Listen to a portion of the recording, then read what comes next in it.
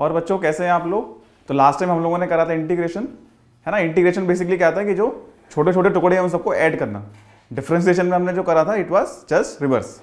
तो आज हम देखते हैं कि जो इंटीग्रेशन है उसका एप्लीकेशन देखेंगे, है ना। इनडेफिनेट इंटीग्रेशन देखा था हम लोगों ने और डेफिनेट इंटीग्रेशन देखा था। आज जो हम लोग चीज़ करेंगे, आज हम लोग देखेंगे कि जो इंटीग्रेशन है उसका एप्लीकेशन क्या है ना। इतना हम लोगों ने पढ़ा है कि कैसे डेफिनेट इंटीग्रेशन निकालना है, कैसे इनडेफिनेट इंटीग्रेशन निकालना है। आज हम लोग उसका एप्लीकेशन देखेंगे। तो सबसे बड़ा एप्लीकेशन तो ये है कि बच्चों हम लोग लास्ट टाइम जैसे एक डिस्क कर रहे थे, डिस्क का हमको एरिया निकालना था। तो हमने क्या बोला था कि इस डिस्क को अगर हम छोटे छोटे रिंग्स में बांट दें, है ना, रिंग्स में बांट देंगे तो इस तरह की कोई चीज दिखेगी। इसको कलर कर दे तो और ज्यादा इंटरेस्टिंग हो जाएगा, है ना। आप लोग विजुलाइज कर सकते हैं। तो जब हमको पूरी डिस्क का एरिया निकालना था तो हमने क्या करा था, हमने एक रिंग लिया था। अगर मैं कोई जनरल रिंग लूं एट अ डिस्टेंस आर, तो बच्चों आज हम लोग इंटीग्रेशन का खेल देखेंगे, है ना। तो अगर हम लोग इस तरह से इसको काटते हैं रिंग को, तो बेसिकली अभी हमने क्या करा है, डिस्क कट इनटू रिंग्स। तो जब हमने रिंग्स के फॉर्म में काटा है, तो अगर हम एक रिंग लें, है ना, ये जो रिंग आई है ये एक ऐसी रिंग है जिसका जो रेडियस है आर इसलिए मैंने माना है क्योंकि जो आउटर वाला रेडियस है ना, ये थिकनेस नेग्लिजिबल है। तो हम लोग मान सकते हैं कि जो रेडियस है वो फिक्स्ड है and that is equal to T R.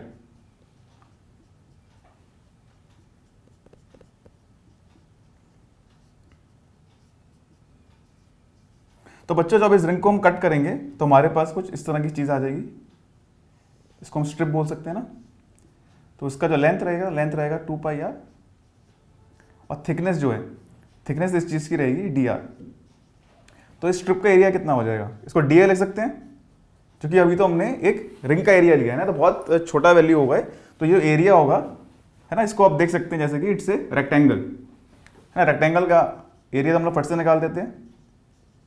तो ये हमने एक छोटी सी रिंग का एरिया निकालना है। अगर हमें पूरे डिस्क का एरिया निकालना है तो हमें क्या करना पड़ेगा बच्चों, हमें सारी जो रिंग्स हैं इनका एरिया ऐड करना पड़ेगा। तो कर लेते हैं ऐड करने का मतलब क्या हो गया, DA1 plus DA2 plus DA3 and so on. क्योंकि इसके जो पीसेस है ना रिंग के तो बहुत सारे पीसेस बन सकते हैं, उसमें तो कोई दिक्कत की बात ही नहीं है टिल इन्फिनिटी तक। मैं इसलिए बोल रहा हूं बच्चों क्योंकि जितना छोटा रिंग लो आप उतना कम है ना। कोई बच्चा अगर थिकनेस लेगा 0.001 तो अगला ले लेगा 0.0001। तो इन सभी एरियाज को जब हम ऐड करेंगे तो उसको हम लोग कैसे लिख सकते हैं, इंटीग्रल डीए, है ना। यहीं से काम अब इंटीग्रेशन का शुरू हो जाता है। जब कंटिन्यूअस वैल्यूज होती हैं तो उन वैल्यूज को ऐड करने के लिए हमको इंटीग्रेशन की हेल्प चाहिए होती है। और ये डीए कितना आया था हमारे, डीए आया था 2 पाई आर डी आर। बच्चों ध्यान से देखेंगे कि अभी जो मैंने एलिमेंट्स लिए हैं, एलिमेंट मतलब जो एक छोटा सा पीस लिया है वो मैंने रेडियल डायरेक्शन में लिया है, वो मैंने रिंग लिया है। इसी क्वेश्चन को हम दूसरे तरीके से करेंगे। तो यहीं पे जो रोल है यहाँ पे इंटीग्रेशन का रोल आ जाता है ना, जोड़ना। जैसे हमने फेविकॉल का ऐड भी देखा है ना, छोटे छोटे पीसेस को जोड़ना। तो मतलब बहुत ही महंगा आइटम था तो उसको हमने बहुत ही 5 रुपए में जोड़ दिया था। अब लेकिन यहाँ पे ये वो बात तो नहीं है, लेकिन यहाँ पे टाइम बहुत सेव होता है ना, क्योंकि टाइम इज मनी। तो अभी जब इंटीग्रेशन करेंगे बच्चों तो ये कौन सा इंटीग्रेशन बनेगा, डेफिनेट कि इनडेफिनेट? डेफिनेट ही बनेगा ऑब्वियसली, क्योंकि आप देखो जिसमें वेरिएबल है, वेरिएबल क्या है, वेरिएबल है आर हमारा, और आर की लिमिट क्या है, आर की लिमिट है 0 टू कैपिटल आर। अगर इस डिस्क का रेडियस हम मान लें कैपिटल आर, तो जो आर का लिमिट होगा that will be actually from 0 to capital R. तो लेफ्ट हैंड साइड में क्या हो जाएगा, लेफ्ट हैंड साइड में जो बच्चों लिमिट्स रहेगा 0 टू ए, क्योंकि जो सबसे छोटा मतलब सबसे सेंटर में जो एलिमेंट होगा उसका एरिया 0 होगा, और इन सभी एरियाज को हम जोड़ देंगे तो हमारे पास पूरे डिस्क का एरिया आ जाएगा। तो A will be equal to pi r square, है ना। 2 कैंसिल हो गया, अब इसमें लिमिट्स पुट कर देते हैं 0 टू आर। सर ये तो हमें आता है, तो pi r square is the answer, है ना। ऐसे ही कुछ पढ़ा है हम लोगों ने, सर्कल का एरिया ये होता है। तो बच्चों ये हमने पढ़ तो लिया था पहले, लेकिन ये आया कैसे, ये आया है इंटीग्रेशन की हेल्प से। ये तो हमने खैर 2D फिगर लिया है, जो 3D फिगर्स भी होते हैं ना, जैसे कोन होता है आप लोगों का, स्फीयर होता है, तो उनकी एरिया भी हम लोगों ने इसी तरह से निकाले थे। तो ये पहली अप्रोच थी बच्चों जिसमें हमने डिस्क को रिंग्स में कट किया था। तो आप ये देखो कि कितनी जल्दी हमने आंसर निकाल दिया, वरना पूरी जिंदगी बीत जाएगी इस तरह से इन एरियाज को ऐड करने में।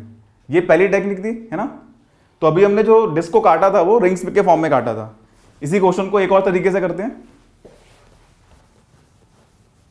Basically the whole purpose of this activity is to show you कि integration is so time saving.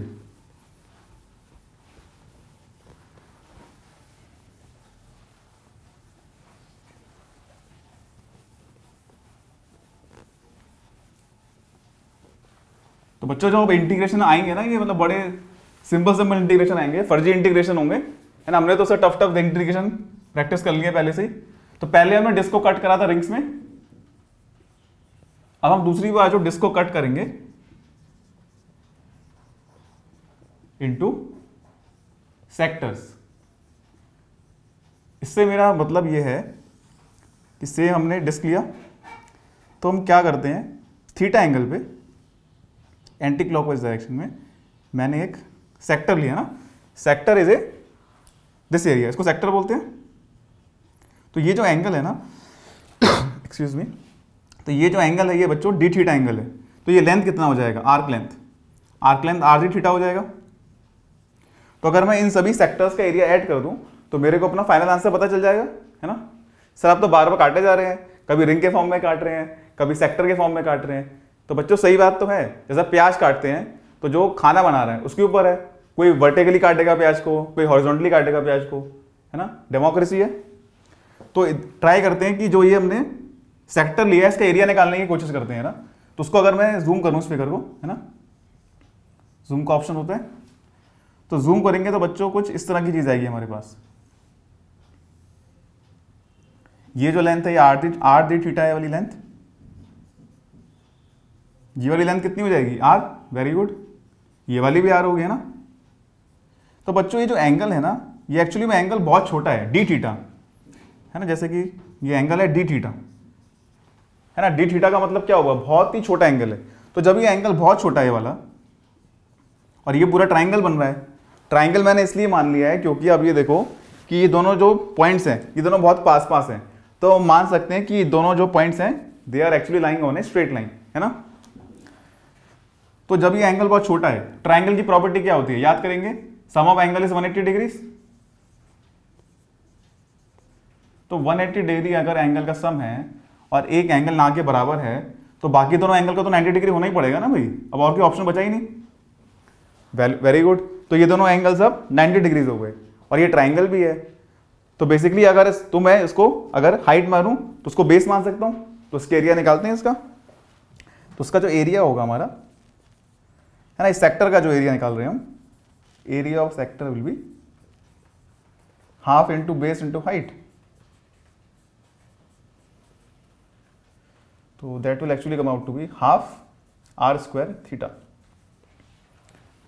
तो ये तो हमने एक सेक्टर का निकाला है। अगर हमें पूरे डिस्क का एरिया निकालना है तो हमें क्या करना पड़ेगा, हमें इन सभी एरियाज को छोटे एरियाज को ऐड करना पड़ेगा। तो वहीं पे फिर से इंटीग्रेशन चालू हो गया। तो sum of all areas is equals to area of disc, है ना। सम ऑफ ऑल एरियाज क्या होगा, इंटीग्रेशन साइन आ जाएगा। तो सेक्टर और एरिया ऑफ सेक्टर, है ना, इसको डीए मान लेते हैं इसको। तो basically sum of all areas integration, है ना, जहां पे भी सम आ जाए बस छूटते ही इंटीग्रेशन लगाना है आपको। इंटीग्रेशन का सिंबल ना, सांप वाला जो सिंबल है वो हमको लगाना है। और राइट हैंड साइड में क्या आएगा बच्चों, राइट हैंड साइड में हमारा आएगा half are square D theta, है ना। एरिया के लिमिट्स क्या हो जाएगा, 0 to a और थीटा का लिमिट। अब देखो थीटा का लिमिट है तो हमको देखना पड़ेगा कि मिनिमम वैल्यू क्या है और मैक्सिमम वैल्यू क्या है। मिनिमम वैल्यू क्या है, यहाँ पे मिनिमम वैल्यू 0 होगी जब ये हॉरिजॉन्टल लाइन थी, और जब ये पूरा लाइन रोटेट हो गया, है ना, तो कितना हो गया 360 डिग्री एंगल। तो 0 से 2 पाई। बच्चों 2 पाई मैं इसलिए लिख रहा हूं क्योंकि जब भी हम इंटीग्रेशन या कोई भी अगर एंगल आ रहा है ना, तो actually the SI unit is radian. Angle की जो एसआई यूनिट होती है ना वो रेडियन होती है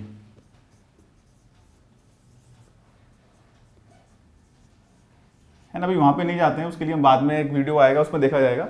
अभी अब जो कंसेप्ट उसी पे फोकस करते हैं, तो दोनों साइड इंटीग्रेशन कर देते हैं।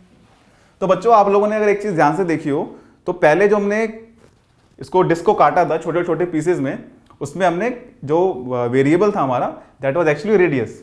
अब यहाँ पे जो वेरिएबल है दैट इज एक्चुअली थीटा, है ना, ये फर्क है। तो basically depending on the element, जो हम एलिमेंट ले रहे हैं उसके डिपेंड करने से हमारा जो वेरिएबल है वेरिएबल चेंज हो गया है, लेकिन आंसर में कोई फर्क नहीं पड़ेगा, आंसर सेम आएगा। तो right hand side sorry left hand side में हमारा आ जाएगा a, और राइट हैंड साइड में हाफ तो कांस्टेंट था, आर स्क्वायर भी कांस्टेंट है ना। कंफ्यूज नहीं होना है बच्चों, ये कैपिटल आर है, capital R is the radius of the disc, वो तो चेंज ही नहीं हो रहा है ना, तो ये तो बाहर ही आ जाएगा ना, छूटते ही बाहर निकाल लो उसको।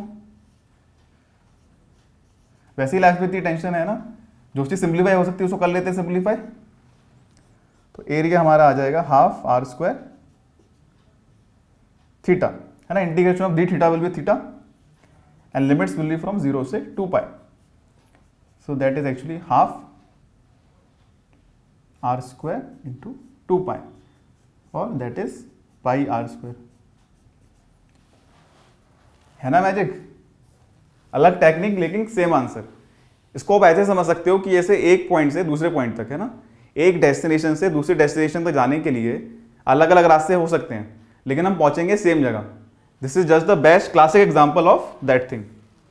तो एक तो मतलब जो इंटीग्रेशन है इसका हेल्प हमें एरिया निकालने में मिलता है ना। तो ये तो चलो मैथ्स वाली थोड़ी बात आ गई। सर फिजिक्स में इसका कैसे रोल आता है वो भी देख लेते हैं।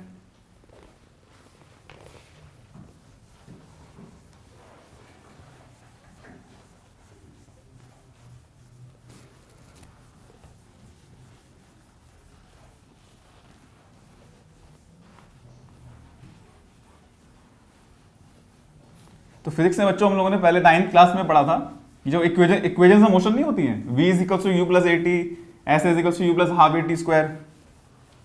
तो इंटीग्रेशन की मदद से ना वो जो इक्वेजन है वो चुटकियों में आ जाती हैं। देखते हैं कैसे। जब हम लोगों ने इक्वेजन ऑफ मोशन पढ़ी थी तो क्या लिखते थे उसमें, इक्वेजन ऑफ मोशन में हम लोग लिखते थे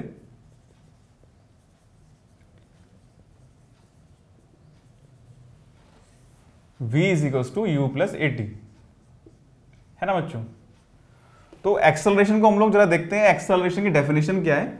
acceleration basically is rate of change of velocity, है ना, ऐसे लिखा जाएगा इसको। तो अगर मुझे dt टाइम में, है ना, बहुत छोटे टाइम इंटरवल में वेलोसिटी में चेंज क्या हुआ है, तो सेम इक्वेशन को मैं रीअरेंज कर सकता हूं a dt। तो बेसिकली dt टाइम में जो वेलोसिटी में चेंज हुआ है ये वो आ गया। तो अगर इन छोटे छोटे चेंजेस को हम ऐड करते जाएं, है ना, dv1 होगा ये dt1 होगा, इसी तरह से दूसरे टाइम इंटरवल में dt2 में ये चेंज आया होगा। तो इन सभी चेंजेस को अगर ऐड कर दें तो टोटल चेंज इन वेलोसिटी मिल जाएगा हमको। तो बेसिकली मतलब क्या हुआ, मतलब ये हुआ कि integration of a dv is a dt। बच्चों ये स्टेप क्लियर है ना, ये समझ लो बैकबोन है आपके आगे वाले फिजिक्स की है। क्योंकि जितने भी सब ये dv है, इंटीग्रेशन साइन मैंने क्यों लगाया है, क्योंकि ये जो सारी वैल्यूज हैं they are actually all continuous.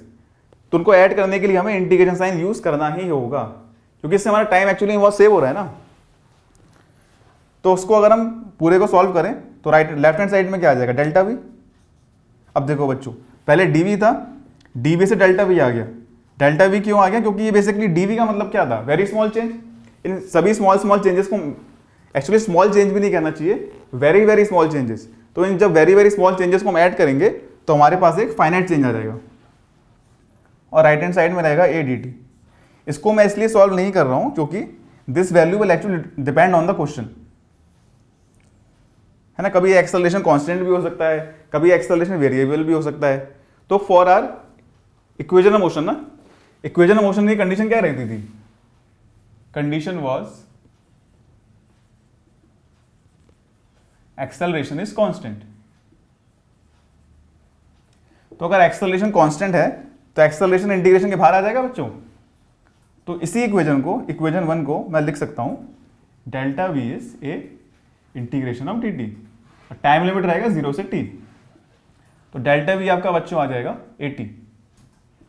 अब देखो बच्चों, जो डेल्टा वी है, बेसिकली डेल्टा वी हमको क्या बता रहा है, डेल्टा वी हमको बता रहा है चेंज इन वेलोसिटी।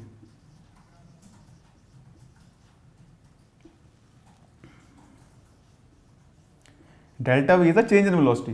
तो सपोज इनिशियल वेलोसिटी आपकी u है, u is the initial velocity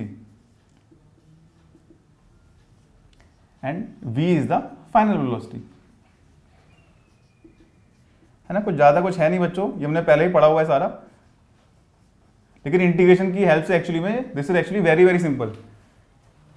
तो चेंज इन वेलोसिटी अब क्या हो जाएगा, final velocity minus initial velocity, so v minus u is 80, और इसको थोड़ा सजा के लिख देते हैं, तो v is equals to u plus 80। आ गया ना भाई जो पढ़ा था हमने, है ना magic. So this is the magic actually of calculus, है ना। कैलकुलस के बिना फिजिक्स को मतलब इमेजिन करना भी मतलब बहुत मुश्किल है। There is no physics without calculus, इस तरह से आप लोग समझ सकते हैं। तो ये तो पहली इक्वेशन आ गई हमारी। तो उसको अगर हम ग्राफ के फॉर्म में समझे ना, जब हमने ग्राफिकल एनालिसिस करा था ऑफ इंटीग्रेशन, तो इसी वाले केस के लिए देखते हैं। अभी तो हमने जो फर्स्ट इक्वेशन ऑफ मोशन है इसको हमने मैथमेटिकली सॉल्व करा था, अब इसको ट्राई करेंगे ग्राफिकली सॉल्व करने के लिए। तो suppose acceleration versus time graph given है आपको, और कांस्टेंट एक्सेलरेशन है, that means acceleration is not varying with time, acceleration is constant. तो सपोज हमसे कोई पूछे कि टाइम t बाद, है ना, t1 बाद what is the change in velocity, तो कोई बात नहीं, एक किसी मतलब बीच में एक कोई टाइम ले लेते हैं, टाइम इंटरवल ले लेते हैं ना। टाइम से काम नहीं होगा, टाइम इंटरवल लेना पड़ेगा एक्चुअली में। तो इस टाइम इंटरवल का जो बेस होगा, है ना, मतलब जो ये स्ट्रिप बना है इसका बेस क्या होगा, dt and height is a। तो basically area of this strip, what is the area of this strip, area of this strip is a dt and a dt, है ना। ये तो वापस से घूम फिर के वही बात आ गई, dv। तो basically area of acceleration time graph gives me change in velocity, so dv is a dt। तो ये तो हमने छोटा सा चेंज निकाला है। अगर हमें पूरा चेंज इन वेलोसिटी निकालना है तो बेसिकली हमें ये जो छोटी छोटी स्ट्रिप्स हैं इन सभी स्ट्रिप्स को हमको ऐड करना पड़ेगा। तो छूटते इंटीग्रेशन लगा देते हैं, है ना। तो लेफ्ट हैंड साइड में बच्चों आ जाएगा डेल्टा वी, और राइट हैंड साइड में a तो कांस्टेंट है, a बाहर आ जाएगा, वेरी गुड, dt 80, है ना। तो बच्चों चुटकियों में इंटीग्रेशन के हेल्प से क्वेश्चंस हो जाते हैं। तो अभी हम कुछ इसके न्यूमेरिकल्स देखेंगे, है ना। अभी तो हम थ्योरी बेस पे कर रहे थे, तो कभी भी मतलब एक्सेलरेशन से हम लोग वेलोसिटी निकाल सकते हैं। तो पहले इसको फॉर्मूला बनाएंगे, फॉर्मूला तो बना लिया है ना। एक बार इसको प्रॉपर फॉर्मूला लिख देते हैं। ये तो आपको अंडरस्टैंडिंग पॉइंट ऑफ व्यू के लिए था, समझ में आया तो मैंने बहुत अच्छी बात है, आपको इंटरेस्ट आएगा। और तो उसका फॉर्मूला देखते हैं इस चीज का।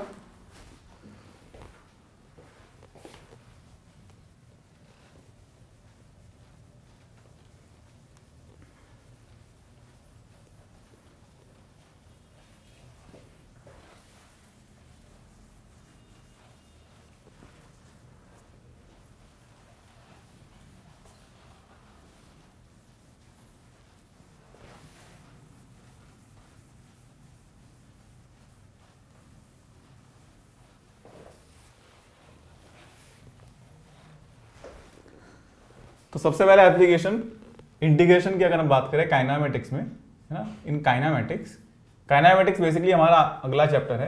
काइनामेटिक्स मतलब होता है वही बच्चों वेलोसिटी एंड एक्सेलरेशन, है, कोई हाई फाई चीज़ नहीं है, ये हम पहले भी पढ़ चुके हैं, बस हम अब नेक्स्ट लेवल पे पढ़ेंगे नेक्स्ट चैप्टर में, क्योंकि अब हमारे पास कैलकुलस का हथियार है। तो सबसे पहला एप्लीकेशन है वेलोसिटी फ्रॉम एक्सेलरेशन।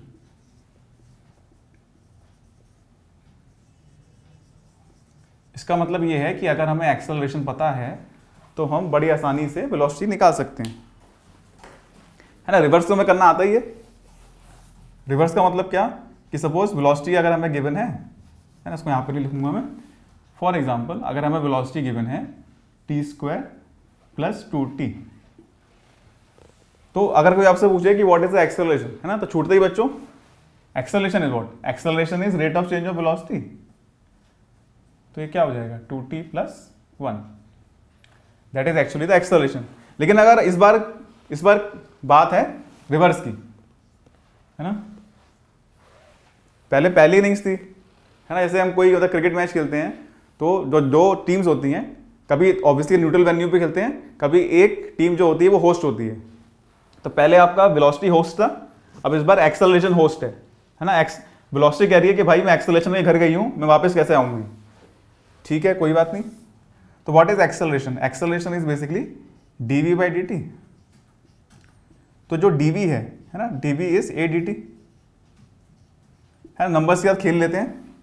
तो जब हमें टोटल वेलोसिटी निकालनी है, टोटल चेंज इन वेलोसिटी, तो इन छोटे छोटे चेंजेस को ऐड कर देंगे, है ना। इंटीग्रेशन साइन आ गया, यहाँ पे भी एक इंटीग्रेशन साइन लगा दो, है ना। देखने में कितना अच्छा लग रहा है। तो इनिशियल वेलोसिटी अगर सपोज u है, final velocity is v from time 0 से t। बच्चों हमने यहाँ पे 0 लिया है, लेकिन ये टाइम कुछ भी हो सकता है ना। अभी स्टार्टिंग में हम लोग कर रहे हैं तो उसको हम 0 रख रहे हैं, टाइम को, मतलब स्टार्टिंग टाइम। तो लेफ्ट हैंड साइड में क्या आ जाएगा, v, मतलब आपका आ जाएगा v, और लिमिट्स पुट करेंगे आप उसमें u to v। Similarly right hand side में एक्सेलरेशन कांस्टेंट है, बाहर आ जाएगा, dt का इंटीग्रेशन t हो जाएगा, यहाँ पे भी लिमिट्स पुट करेंगे 0 से t। तो बच्चों फाइनल आंसर जो हमारा आ जाएगा v माइनस यू इज 80। क्योंकि 0 पुट करेंगे तो गायब भी हो जाएगा ना, तो फिर तो कोई दिक्कत वाली बात ही नहीं है। तो basically v minus you, u is the initial velocity, v is the final velocity. तो अगर मुझे एक्सेलरेशन गिवन है और टाइम गिवन है फॉर कांस्टेंट एक्सेलरेशन, है ना। एक्चुअली अभी तक हम जो काम कर रहे हैं कांस्टेंट एक्सेलरेशन के लिए हमने करा है।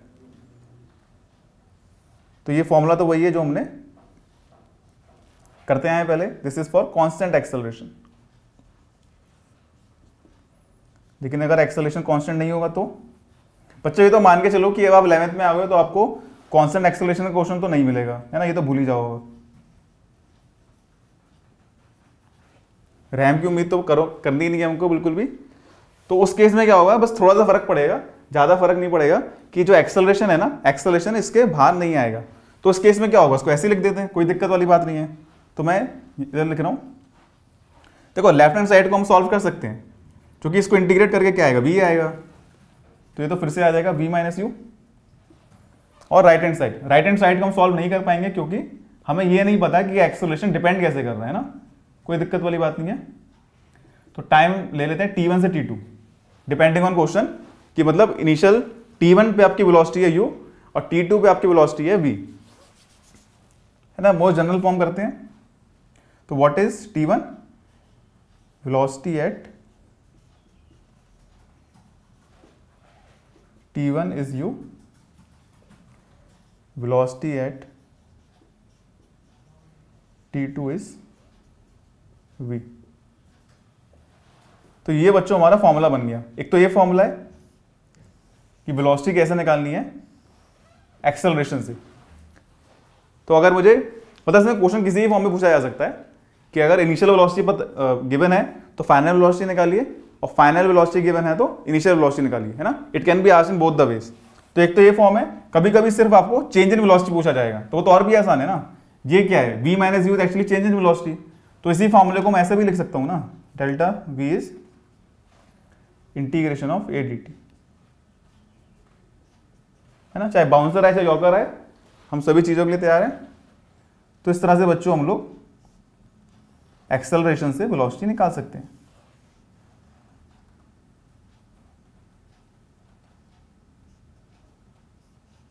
इसको हम नोट कर लिए, फिर इसके न्यूमेरिकल्स करेंगे।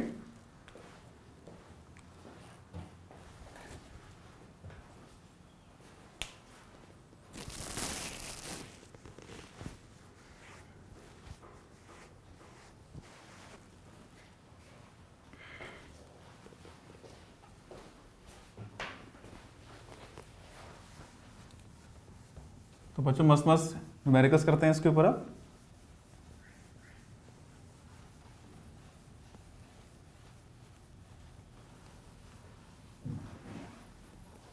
बच्चों 9th-10th में चैप्टर्स, फिजिक्स के चैप्टर्स कैसे लगे थे आप लोगों को? अच्छे लगे होंगे ना, लगने भी चाहिए, क्योंकि जो हमारी 11th-12th की फिजिक्स है ना, वो 9th-10th में जो हमने पढ़ा था उसका वो मतलब 9th-10th की फिजिक्स वाज द बेस।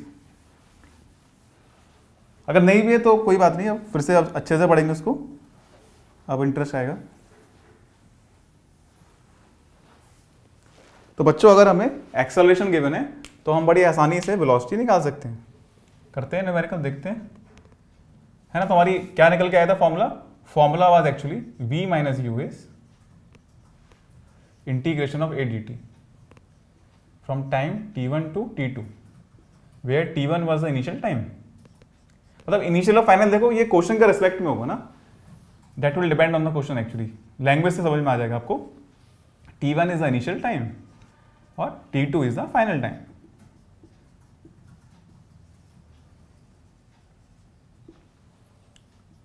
तो सपोज एक्सेलरेशन हमको गिवन है 2t। अब बच्चों ध्यान से देखने वाली बात है कि this acceleration is not constant. अब जैसे ही कांस्टेंट वाली बात हट गई तो इंटीग्रेशन का हेल्प लेना पड़ेगा हमको। So this is actually variable. तो हमें क्वेश्चन में गिवन है कि at t is equal to 0 velocity is 5 metres per second, then find velocity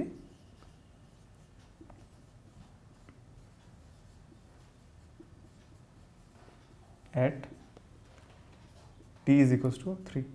बच्चों काइनेमेटिक्स से क्वेश्चन नहीं फर्जी है, बच्चों को पता नहीं क्यों उसमें कंफ्यूजन होता है।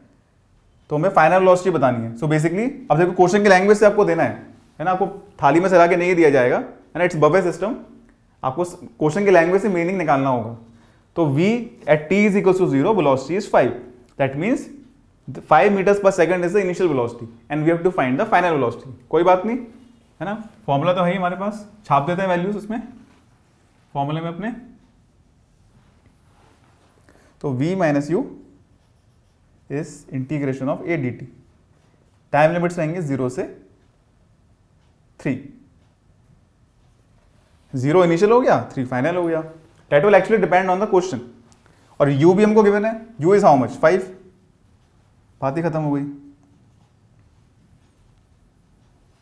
u is 5 and what is acceleration? Acceleration is given to us as 2t। अब बच्चों यहाँ पर ध्यान देने वाली बात है, क्योंकि जो एक्सेलरेशन है वो वेरिएबल है, उसको हम लोग इंटीग्रेशन साइन के बाहर नहीं ला सकते हैं। तो राइट हैंड साइड को सॉल्व करने की कोशिश करते हैं। सो v minus 5 is 2 times integration t dt, है ना। तो इंटीग्रेशन सबको क्लियर होगा, मैं एक एक स्टेप नहीं बता रहा हूं उसमें अब।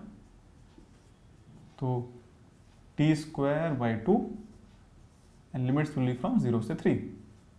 So that is actually v minus 5 t square। तो पहले हम अपर वैल्यू पुट करेंगे फिर lower value. So v minus 5 is 3 square minus 0 और v is actually 14 meters per second, है ना मस्टीज।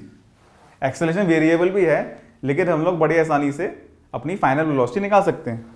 तो बेसिकली ये जो वेलोसिटी आई है, this is the velocity eight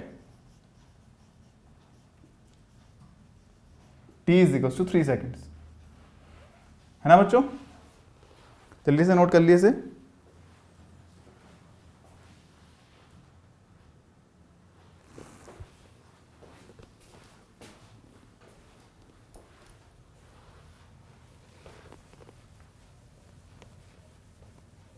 तो इस क्वेश्चन में बच्चों लास्ट क्वेश्चन में हम लोगों ने फाइनल वेलोसिटी निकाली थी। एक वेलोसिटी गिवन थी और दूसरी निकाली थी। सपोज हमको कुछ ना गिवन हो बस, और बस चेंज इन वेलोसिटी निकालना हो। बच्चों इस पे एप्लीकेशन को ध्यान से देखेंगे, क्योंकि मैं आपके अगले चैप्टर की जो टेंशन है उसको मैं कम कर रहा हूँ एक्चुअली में, क्योंकि यही जो चीज़ हम कर रहे हैं ना, ये एक्चुअली में इस थर्ड चैप्टर में आने वाला है सारा, है ना। तो बेटर है कि पहले से तैयारी कर लें उसकी। एक और एग्जांपल लेते हैं। एक्सेलरेशन आपको गिवन है 3t + 1 और फाइंड चेंज इन वेलोसिटी।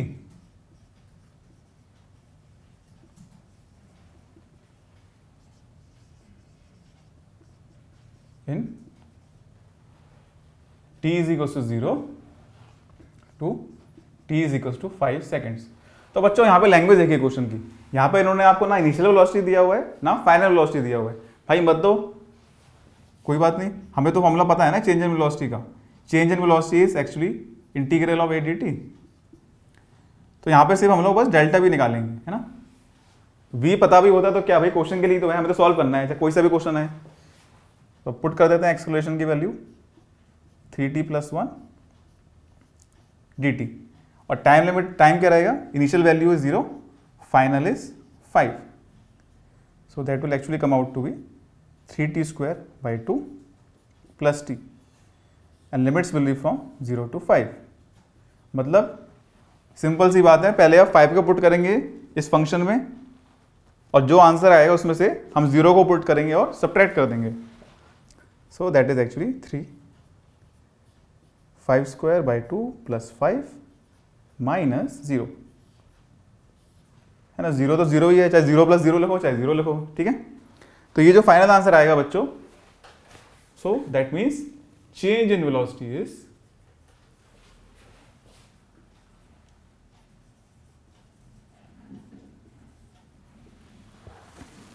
है ना. इसको सॉल्व करने के बाद हमारा आ जाएगा 75 बाई 2 प्लस 5 और that is 42.5 metres per second. So that is the answer. एक और टाइप कर लेते हैं इसका कि अगर सपोज फाइनल वेलोसिटी गिवन है और इनिशियल वेलोसिटी पता लगानी है, तो एक्सेलरेशन हमको गिवन है बच्चों 1 माइनस टी, फाइनल वेलोसिटी है ना v, या फिर इसको मतलब मैं फ्रेज कर देता हूं, अपने आप ही मतलब निकल जाएगा कि that is the actually the final velocity. तो v हमको गिवन है बच्चों 10 metres per second at t is equal to 7 seconds. So find velocity at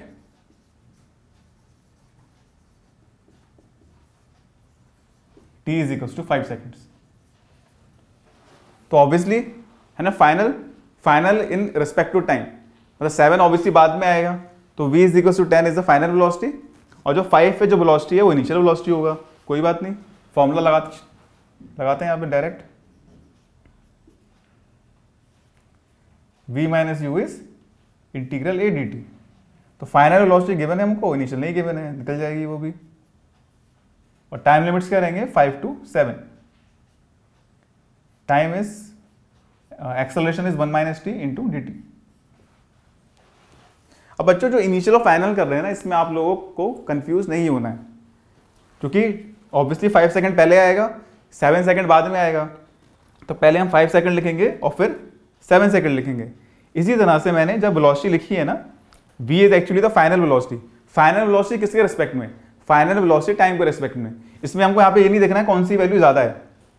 ये इट इज क्वाइट पॉसिबल कि जो हमारा वेलोसिटी आंसर जो आएगा ना, that will be actually more than 10 metres per second. क्योंकि अब देखो एक्सेलरेशन जो है ना वो रिटार्डेशन होगा. 1 से ज्यादा कोई भी वैल्यू लो आप, तो एक्चुअली में रिटार्डेशन हो रहा है. तो जो हमारा आंसर यहाँ पे आएगा दैट इज मतलब initial velocity, that will B obviously more than the 10. तो हमें इस चीज से कंफ्यूज नहीं होना है. इनिशियल और फाइनल वेलोसिटी का मतलब सिर्फ इतना सा है कि जो पहला टाइम है, पहले t इज इक्वल टू 5 पे कौन सी वेलोसिटी है, that is the initial velocity, और t इज इक्वल टू 7 पे जो वेलोसिटी है that is the final velocity. कम ज्यादा हो सकती है. तो देखते हैं इसको.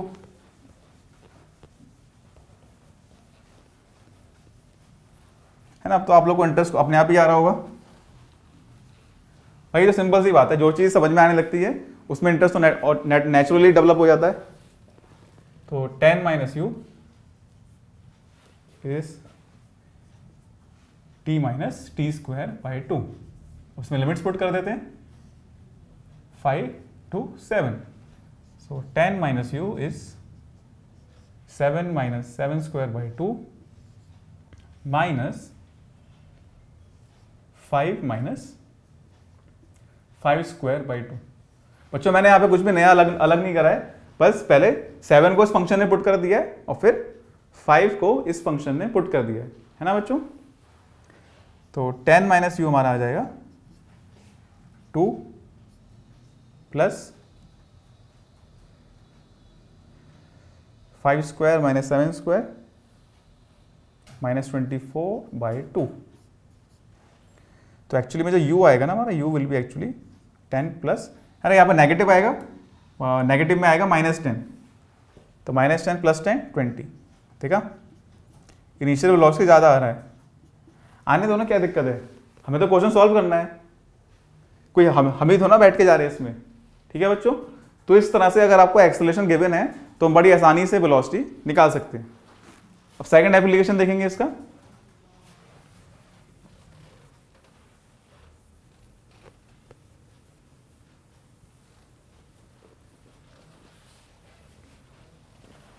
तो बच्चों हमने एक्सेलरेशन से वेलोसिटी तो निकाल दी, लेकिन वेलोसिटी का जब तक क्या मतलब है, जब तक डिस्प्लेसमेंट ना निकले। तो अब सेकंड एप्लीकेशन है हमारा displacement from velocity, that is actually our second application. तो बच्चों हम बोलते हैं कि जब वेलोसिटी है velocity is dx by dt, rate of change of displacement is velocity. तो अगर मुझे बहुत छोटा सा डिस्प्लेसमेंट निकालना है तो मैं क्या करूंगा, vdt कर दूंगा, है ना। dt टाइम में जो डिस्प्लेसमेंट आया है that will be actually dx। तो इन सभी छोटे छोटे डिस्प्लेसमेंट को जब ऐड कर देंगे हमारा टोटल डिस्प्लेसमेंट आ जाएगा। अगर आपको इस तरह से समझने में दिक्कत हो रही है तो ग्राफ पे चलते हैं जल्दी से। देखो मेरे अकॉर्डिंग तो जो ग्राफ है ना that is actually the most interesting thing. अगर ग्राफ से आपको विजुलाइज हो जाए ना तो nothing better than that.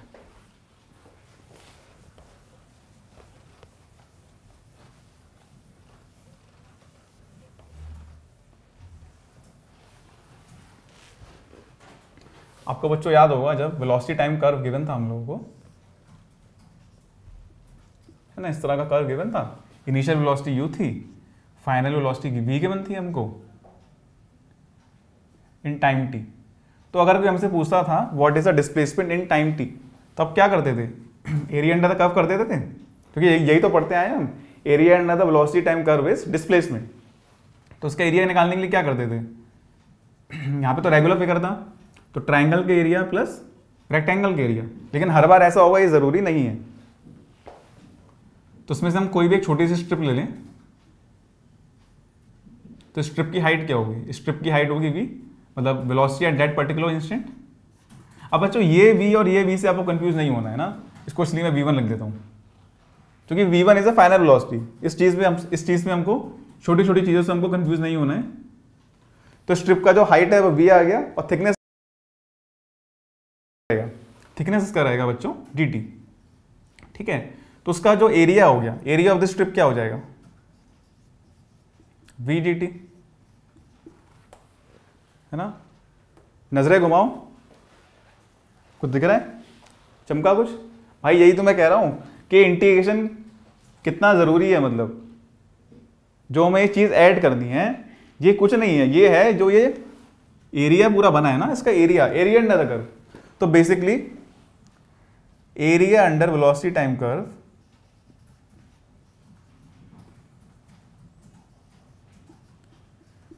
area under velocity time curve will give us total displacement.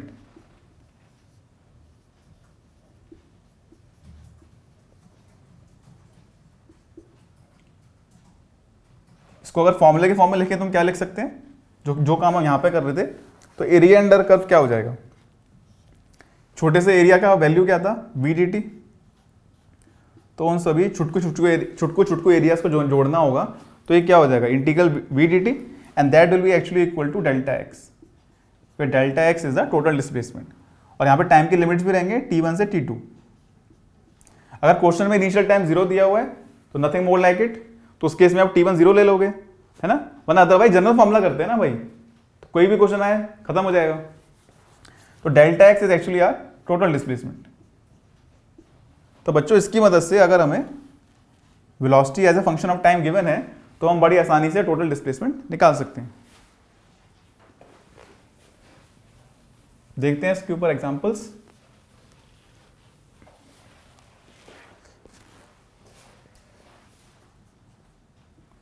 बच्चों यहाँ ये मूवी नहीं देख रहे हो ना आप लोग, तो जो भी हम पढ़ रहे हैं उसको देखने के बाद आप लोग खुद से ट्राई करेंगे। तो वेलोसिटी है बच्चों हमको गिवन है 2t, तो हमको करना है displacement, find displacement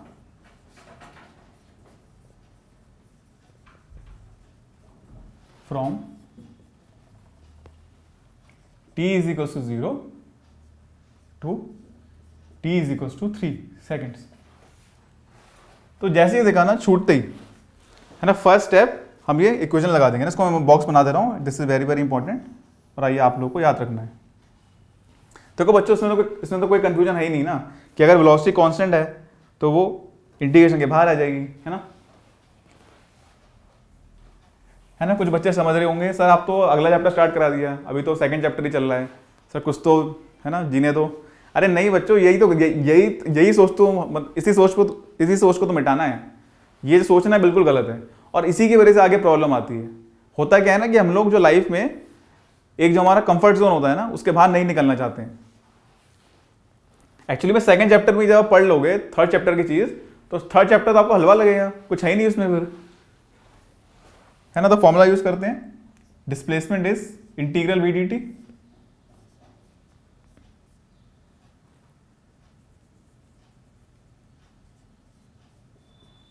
So displacement will come out to be integral 2t dt and limits will be actually from 0 से 3. So ये हमारा सॉल्व करके आ जाएगा t स्क्वायर ना, 2 कैंसिल हो जाएगा, 0 to 3. So that is actually 9 meters. तो बच्चों जो डिस्प्लेसमेंट आ रहा है, डिस्प्लेसमेंट एक्चुअली में आ रहा है 9 मीटर्स।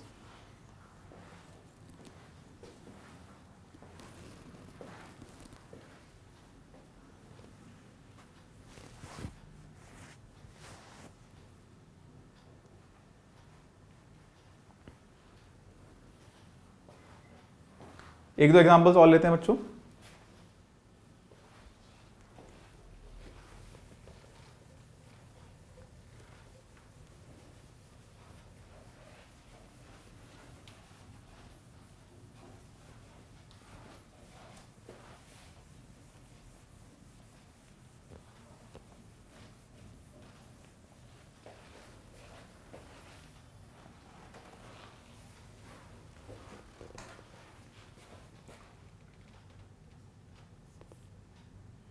इसमें थोड़ा इंटरेस्टिंग कर देते हैं इसे, क्योंकि डिफरेंशिएशन को तो हम भूल ही गए हैं, डिफरेंशिएशन बुरा मान जाएगा ना। तो ऐसा क्वेश्चन लेते हैं जिसमें दोनों चीजें आ जाए। तो एग्जांपल हमने लिया है जिसमें वेलोसिटी हमको गिवन है T square plus T minus 1। तो हमें फाइंड करना है, find acceleration at t is equal to 1 second and second displacement. दूसरा जो हम लोग को बच्चों फाइंड करना है वो है displacement from t is equal to 0 to t is equal to 5 seconds. तो पहले वाले पार्ट में क्या करना पड़ेगा, वेलोसिटी से एक्सेलरेशन लेके आना है बच्चों, है ना। इसका टेबल लिख लेते हैं, अच्छा रहेगा। तो डिस्प्लेसमेंट से वेलोसिटी जब लेके आना है बच्चों, ये समझ लो ये आपका अगला चैप्टर स्टार्ट हो गया है।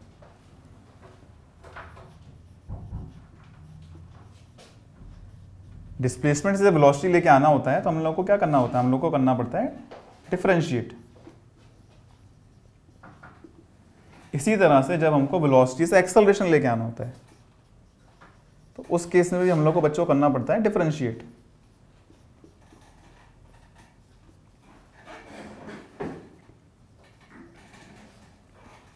लेकिन अगर रिवर्स करना हो तो डिफरेंशिएट का मतलब क्या हो गया कि velocity is dx by dt, और इसी तरह से वेलोसिटी से acceleration, so acceleration is dv by dt। Clear है ना। लेकिन जब रिवर्स करना होता है एक्सेलरेशन से वेलोसिटी तो इंटीग्रेट करना पड़ेगा, और वेलोसिटी से डिस्प्लेसमेंट तब इंटीग्रेट करना पड़ेगा। तो बेसिकली बच्चों आप ये देखो कि डिस्प्लेसमेंट और एक्सेलरेशन को जोड़ती हुई कौन सी लाइन है, कौन सी कड़ी है जो दोनों को जोड़ रही है, दैट इज एक्चुअली वेलोसिटी। तो पहला पार्ट तो खत्म ही है एक्सेलरेशन वाला। क्या करेंगे इसमें, डिफरेंशिएट कर देते हैं directly. So acceleration is basically dv by dt. So that is 2t plus 1. अब हमसे पूछा है एक्सेलरेशन है t is equals to 3 seconds. तो t is equals to 1 second. So at t is equals to 1 कुछ नहीं है, बस t की वैल्यू 1 रख देंगे, है ना। फर्जी है मतलब बस, है ना, डराने के लिए है। डिफरेंशिएट करना है, वैल्यू पुट करनी है। अरे सर एक्सेलरेशन तो आ गया, अब उस पर्टिकुलर टाइम पे वैल्यू कैसे निकालें। अब दूसरा है बच्चों हमारे पास डिस्प्लेसमेंट। सो डिस्प्लेसमेंट के लिए बच्चों हमें एक्चुअली में रिवर्स करना पड़ेगा। हमें वेलोसिटी से डिस्प्लेसमेंट निकालना है तो हमें यहाँ पे इंटीग्रेशन का हेल्प लेना पड़ेगा ना। कोई बात नहीं, फॉर्मूला तो हमको पता ही है, delta X is integration of V D T. तो वेलोसिटी हमें अपन को गिवन है T square plus T minus 1, और टाइम है अपना डी टी। लिमिट्स क्या रहेंगे बच्चों, लिमिट्स रहेंगे उसके 0 to 5। तो तो ये बच्चों आपका आ जाएगा t³/3 plus t²/2 minus t। तो उसमें जब हम लिमिट्स पुट करेंगे 0 to 5, तो ये अपना आ जाएगा 125/3 प्लस 5²/2 माइनस t, -5 है ना। इसको निकाल लेंगे बच्चों। तो इस तरह से हम लोग डिस्प्लेसमेंट निकाल सकते हैं वेलोसिटी से। तो बच्चों इतनी सी थी बात।